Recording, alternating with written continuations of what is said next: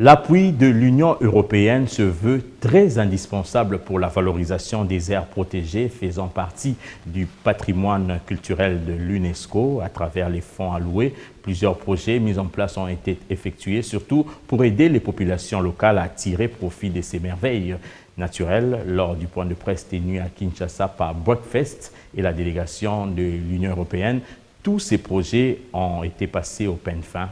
Des détails dans ce reportage.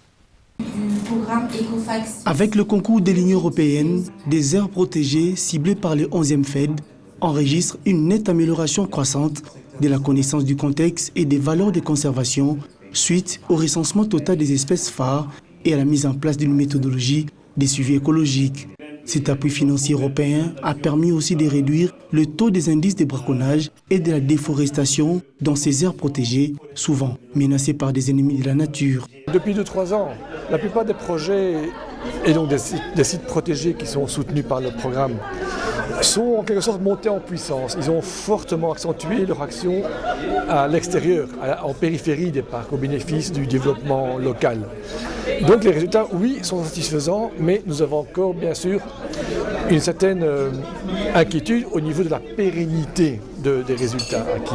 Mais ça dépend de beaucoup de choses, même au-delà de ce que nous pouvons apporter. Malgré les contextes politico-sécuritaires un peu difficiles, tous ces programmes visent à stimuler le développement agricole et socio-économique local suivi de la valorisation des services écosystémiques issus des parcs de la Garamba, Yangambi, Virunga, Salunga et Upemba Kundelungu. Le financement de l'Union européenne va nous aider énormément dans ce sens-là, d'avancer d'un côté, de mettre en place un nouvel système de gestion de ces deux parcs, une gestion efficace, une gestion moderne, et une gestion à haut standard, mais de l'autre côté, de développer un fort rapprochement entre le parc et la communauté riveraine. Tous ces espaces clés abritaient autrefois plus de 100 000 espèces de mammifères.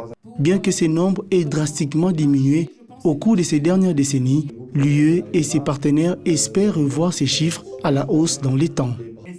Tous ces espaces clés abritaient autrefois plus de 100 000 espèces de mammifères.